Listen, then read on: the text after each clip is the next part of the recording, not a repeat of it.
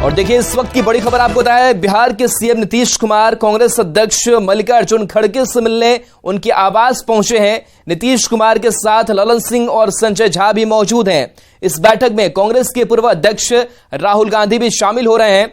बता दें कि पिछले महीने भी सीएम नीतीश कुमार खड़गे और राहुल गांधी से मिले थे। कर्नाटक विधानसभा चुनाव में बंपर जीत के बाद कांग्रेस के हौसले बुलंद हैं।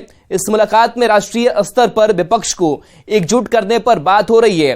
तो इससे पिछले महीने भी मुलाकात तो हुई थी और एक बार फिर से आज मुलाकात हो रही है। खड़गे से मिलने के लिए नीतीश कुमार पहुंचे हैं। तस्वीरें हम आपको दिखा रहे हैं जहां पर राहुल गांधी मौजूद हैं, नीतीश कुमार, मल्लिकार्जुन खड़गे, तमाम लोगों की मौजूदगी यहां पर है। अशरफ काशमी हमारे साथ फोन लाइन पर दिल्ली संवाददाता जुड़े हुए हैं। अशरफ, कह सकते हैं कि पिछले 2 महीने में दूसरी दफा यह मुलाकात हो रही है। विपक्षी एकजुटता की कवायद लगातार तेज कर दी गई है नीतीश कुमार की तरफ से। क्या बातचीत चल रही है, क्या अपडेट आपके पास वहां से? राहुल, देखिए, ये जो मुलाकात हो रही है ये विपक्षी एकता को लेकर ही हो रही है। जैसा कर्नाटक में शपथ ग्रहण समारोह में देखा कि विपक्ष के नेताओं को एक मंच दिया गया, लेकिन उसमें कुछ विपक्ष के जो नेता थे, जैसे ममता बनर्जी हो गई या अरविंद केजरीवाल हो गए, वाईएसआर रेड्डी हो गए, ये लोग नहीं आए। तो इन लोगों को भी साधने का प्रयास यहाँ पर नीतीश कुमार कर रहे हैं। कल इसी कड़ी में नीतीश कुमार की अरविंद केजरीवाल से भी मुलाकात हुई थी।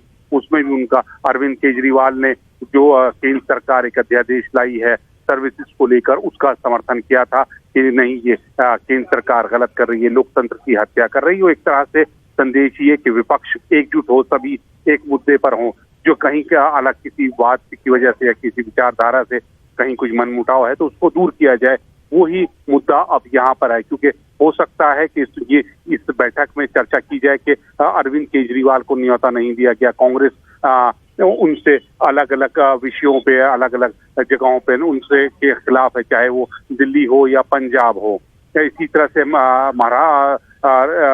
पश्चिम बंगाल में ममता बनर्जी के खिलाफ कांग्रेस रहती है। तो वो यहाँ पे ये है कि जो विपक्ष है सब एक साथ हों, चाहे जैसा ममता बनर्जी ने जो बयान दिया था कि जहाँ पे जो मजबूत है, अगर कांग्रेस मजबूत है उसको समर्थन करना चाहिए, अगर कांग्रेस के अलावा दूसरे क्षेत्रीय दल हैं तो उनको समर्थन कांग्रेस को देना चाहिए। तो यही बात यहाँ पर हो रही है कि किसी तरह से विपक्ष को एकजुट होना है और 2024 का जो लोकसभा चुनाव है उसमें केंद्र सरकार को एक मजबूत टक्कर दी जाए। तो यहाँ जो चुनाव परिणाम आए हैं और मजबूती के साथ एक प्रचंड जीत कांग्रेस को कर्नाटक में मिली है, तो उससे कांग्रेस के तो अपना मनोबल बढ़ा हुआ है और साथ साथ विपक्ष को भी दोबारा से एक साथ लाने की कवायद तेज हुई है। क्योंकि इससे पहले तक, चुनाव के परिणामों से पहले तक, लोग कई विपक्षी दल कांग्रेस को नजरअंदाज करने की बात कर रहे थे कि उनके नेतृत्व में हम नहीं लड़ सकते, उनको छोड़ दिया जाए, उनको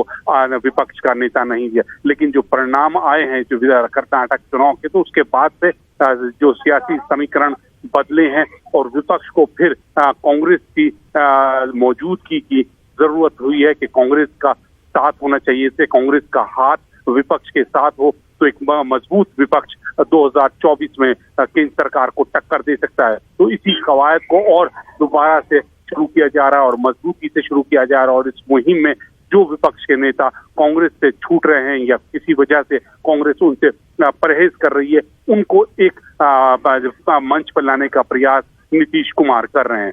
जी राहुल, चलिए, शुक्रिया अशरफ तमाम जानकारी के लिए आपका।